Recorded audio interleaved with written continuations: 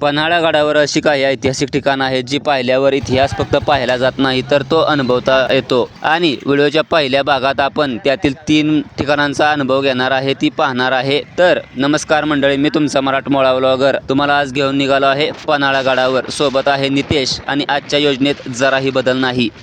तर प्रवासाचा मार्ग निवडला पुणे कोल्हापूर हायवे आणि शिराळा मार्गाने पन्हाळगडाकडे निघालो। वाटेत असणाऱ्या नद्या, डोंगर रांगा, शेती आणि हा शांत झालेला निसर्ग बरा वाटला। वाटेत गाडीला थोडाफार आराम दिला। आम्हीही पोटापाण्याचा कार्यक्रम उरकून घेतला आणि पोहोचलो पन्हाळगडावर। सगळ्यात आधी पोहोचलो सज्जाकोटी या इमारतीत। ही इमारत 1508 च्या आसपास आदिलशाहने बांधली होती आणि त्या काळी वॉच टावर म्हणून वापरली जात होती। सिद्धी जोहरने जेव्हा पन्हाळगडाला वेढा घातला होता त्यावेळी छत्रपती शिवाजी महाराजांच्या अनेक गुप्त बैठका याच सज्जाकोटीत झाल्या। पन्हाळगडावरील मुख्य बाजारपेठेतून खाली उतरताना आपल्याला सोमेश्वर तलाव बघायला मिळतो आणि हा दगडी बांधणीतला एक जुना तलाव आहे। आणि या तलावाशेजारी शिवशंकराचं एक पुरातन असं मंदिर आहे। दगडी बांधणीतलं एक मंदिर आपण इथं नक्कीच बघा।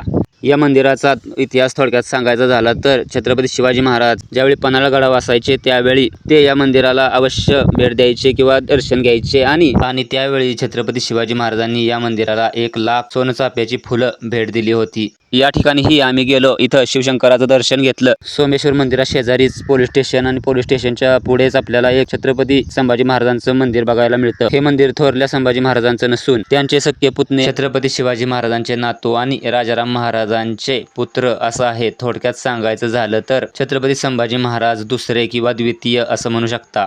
मंदिरात छत्रपती संभाजी महाराजांची मूर्ती बघायला मिळते आणि मंदिराच्या गर्भद्वारावरही आपल्याला देवी देवतांच्या मूर्त्या बघायला मिळतात, ज्यामध्ये श्री गणेशाची मुख्य मूर्ती बघायला मिळते आणि इतर मूर्त्या बाजूला बघायला मिळतात। त्याचबरोबर या मूर्त्या पितळ धातूच्या असाव्यात असा माझा एक अंदाज आहे। मंदिराच्या बाहेर आपल्याला जुन्या काळातील काही तोफांचे अवशेष पण बघायला मिळतात। तर असं काहीसा हा व्हिडिओ व्लॉग होता। पुढच्या भागात पन्हाळगडावरील आणखी काही ऐतिहासिक ठिकाण पाहणार आहे। तोपर्यंत व्हिडिओ लाईक करा, शेअर करा, फॉलो करा।